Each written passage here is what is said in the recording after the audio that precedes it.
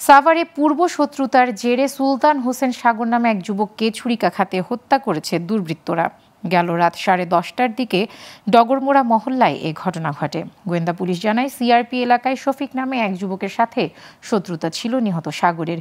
এরই জেরে রাতে 5 থেকে 6 জন যুবক সাগরকে রাস্তায় ডেকে ছুরিকাঘাত করে পালিয়ে যায়। সাগরের বন্ধু ও প্রতিবেশীরা মুমূর্ষু অবস্থায় সাভারের এনাম মেডিকেল কলেজ হাসপাতালে নিয়ে গেলে চিকিৎসক তাকে মৃত ঘোষণা করেন। অভিযুক্তদের গ্রেফতারে অভিযান চলছে জানায় গোয়েন্দা পুলিশ।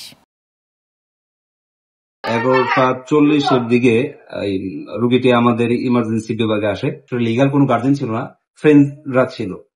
তো তাদের কাছে আমরা বলি যে পেশেন্ট মারা গেছে। হেডে, চেস্টে, অ্যাবডোমেনে ওরকম ইনজুরি আমরা দেখতে পাইনি, তবে থাইয়ের দিকে মনে হচ্ছে স্ট্যাব ইনজুরি আছে এবং প্রফিউজ ব্লিডিং হয়েছে।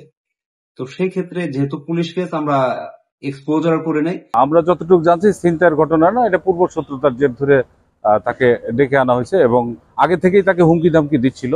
এই বিষয়ে কোন রকম জিডি করছে কিনা জানি না, তবে আমরা বাইরে শুনছি যে তাকে আগে থেকে হুমকি ধামকি দেওয়া হচ্ছিল।